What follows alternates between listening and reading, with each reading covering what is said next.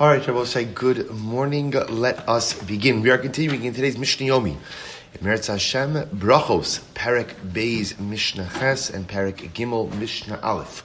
Brachos, chapter 2, Mishna 8, and chapter 3, Mishna 1. Says Mishna Ches. Last Mishnah, second chapter. Chasan, Im Hayalikros Kriyas Shema Laila Harishon Kore. If a chassan wants to say Kriyas Shema on the night of his wedding, he has the right to do so. Remember again, this is a continuation of two Mishnahs ago where we learned the idea that a chassan is pater from Kriyas Shema on the night of his wedding, actually through Matzei Shabbos for 4 nights. Because the idea the Mishnah gave is that this is an example of tirda de mitzvah, preoccupation with the mitzvah, and therefore a person will not have the requisite concentration to be able to recite Kriyas Shema. Therefore, again, what happened? Mishnah says as follows: what happens if the chassan wants to recite Kriyas Shema? What happens? The chassan says, I could have kavanah. I'm sure I could manage it.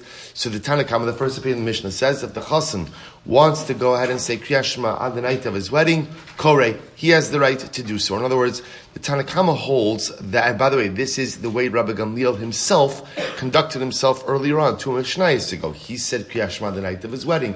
So the idea that Tanakama says is this is a p'tur, while it is an exemption, it is not a forced p'tur, it's not a forced exemption. So if you feel that you can muster up the requisite kavanah, the requisite concentration to say Shema, you're permitted to do so. Rabbi Shimon Gamliel says, this is very interesting, Lo kol harotze litolas Hashem yitol.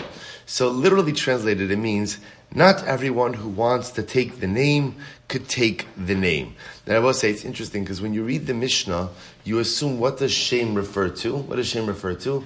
The Pashtos, the name of Hashem. But in fact, the Bartenura explains that that's not what it refers to.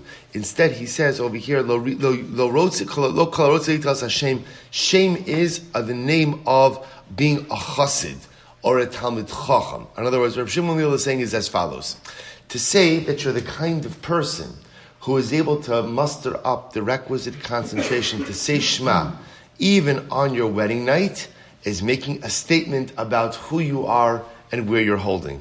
That you're a Talmid Chacham, that you're a Chassid, that you're pious. And therefore Rabbi Shimon says, not everyone could claim that distinction. Now again, this is not Rabbi Shimon trying to be belittling, and it's not Rabbi Shimon trying to say that he's on a higher level than anyone else, but rather it's just a matter of fact. Rabbi Shimon says, most of us cannot muster up the requisite kavanah in certain circumstances. So the average individual on his wedding night is going to be preoccupied with the mitzvah of consummating the marriage. And so again, a regular person is not going to have the right kavanah for Shema on that night. Therefore, Rabbi Shimon says, no, you can't choose to say Shema on the night of your wedding because Chazal said you're not going to have kavanah. If Chazal said you're not going to have kavanah, that's the norm. And therefore, again, Rabbi Shimon essentially says it's a forced p'tur. It's a forced exemption. So an interesting machlokas. Tanakama is saying if you want to say Shema, you can say Shema. Rabbi Shimon is saying no, only specific individuals who really are Talmidei Chachamim, Chasidim, have the ability to muster up that kavanah. And for the average individual, we should not let them, not let them. In other words, they should not say Kriyas Shema. So how do we paskin? So this is actually a very sad psak. So the sad psak is, the Mishnah Berurah says that today, anyway, we don't have kavanah. In other words, we generally don't have kavanah. We don't have kavanah when we're getting married, not getting married, whatever it is. So there's such a diminished level of kavanah. So therefore, again, we say Kriyas Shema. So a chassan, even on his wedding night, says Shema. So again, the way we essentially paskin is like the Tanakama, that in all of these situations, if a person wants to say Shema, they do say Shema, because unfortunately, again, the ability to have true kavanah is so difficult anyway. If we went ahead and made the recitation of Shema predicated on the ability to muster up the right amount of kavanah, then what? Unfortunately, we'd be saying Shema very infrequently. Therefore, as a result of that, we always say Shema. Beautiful. I will say Mazel Tov. I'll finish in the second parak. Parak Gimel Mishna Aleph. So both say, so now, this is a different example. This is a different example over here of Osik b'mitzvah pater min mitzvah. When one is engaged in the performance of one mitzvah, they are exempted from other mitzvahs. So in this case over here, a person has an obligation to go ahead. A person has a relative who passed away.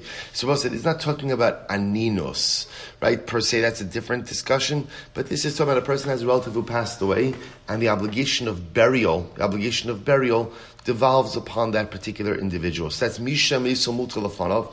If someone's deceased relative is lying before them, Pater Mikriyashma. Such an individual is Pater from Kriyashma.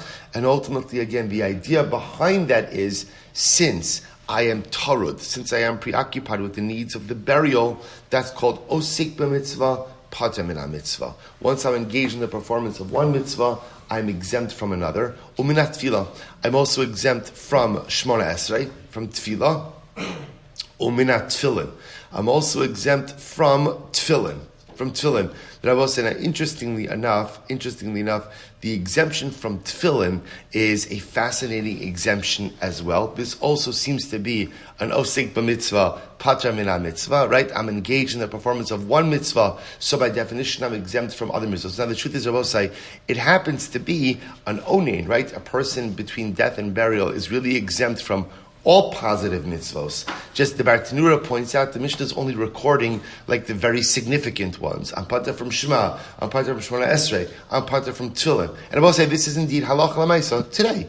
Right? Rahman al-San lo aleinu, a person loses a relative from the time between death and burial. A person is in a state of aninos, and what marks the state of aninos is an exemption from all positive mitzvos. Now, here's what's interesting. No sihamita v'chilufeihen v'chilufei chilufeihen. But say, what about the people carrying the funeral bier, right? The people carrying the coffin, the people carrying, right, the mace, the deceased himself. So what's the halacha? So those who are carrying the funeral bed or the casket at the time of the levaya, and I will say what they used to have is they would carry it in shifts. Right, in other words, they wouldn't have the same piece. You will say the way we have our levayas. It's really, especially in North America, it's whatever. It's interesting. The way we have our levayas in North America is very much influenced by the way the people around us. By the way, just Gentile society does funerals. If you've ever been to a levaya, even outside of America, right? It's done just very differently. Eretz Yisrael, it's done very differently. Even, I remember I was once in a levaya in South Africa. It's done very differently. Everything is just interesting. So in any event, they're talking about literally carrying the funeral bier, right? They're carrying the casket. So what they would do is they would have a rotation. Different people would carry it at different times. So chilufei, esh lifnei amita, vesh la'achar amita. There are people then in front of the funeral bier and behind the funeral bier. Esh shalamita tzorach ben p'turim.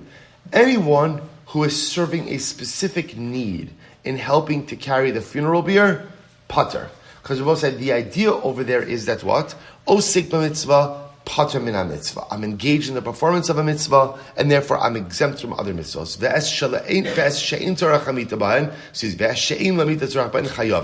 Ultimately, again, whoever the funeral bier, whoever is not necessary, ultimately again is chayiv. However, again, the Mishnah points out, elu v'elu Peturin minat tefillah. But interestingly enough, also when we say chayavin, we're talking about over here kriyashma and tefillin. So if you're actively osek b'mitzvah, helping with the funeral bier, you're pater from other mitzvos.